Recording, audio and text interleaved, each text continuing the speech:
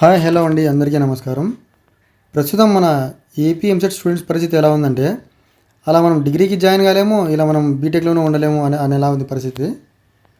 ఇలా పేరెంట్స్ చూస్తే సెకండ్ ప్లేస్లో వచ్చింది మంచి కాలేజ్ కదా, అక్కడే జాయిన్ కామంటున్నారు.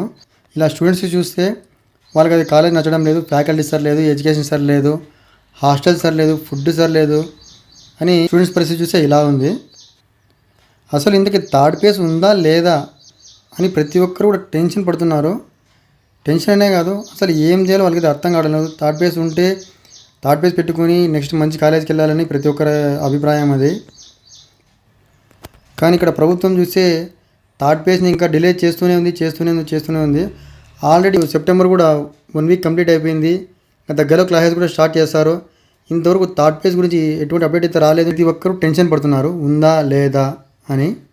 ఫస్ట్ ఆఫ్ ఆల్ నేను మీకు చెప్పేది ఏమంటే, ప్రతి ఒక్కరు కూడా మీ నమ్మకాన్ని అయితే కోల్పోవద్దండి.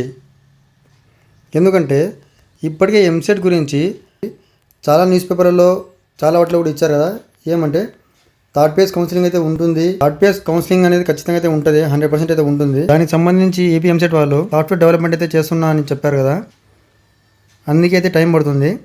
ఇంకొకటి ఏమంటే, అనుకున్న వెంటనే ఏది కాదు కదా, కొంచెం టైం పడుతుంది. కానీ ఇప్పటికే చాలా లేట్ అయితే అయ్యింది. కొంచెం లేట్ కాదు, ఆల్మోస్ట్ చాలా లేట్ అయితే అయ్యింది.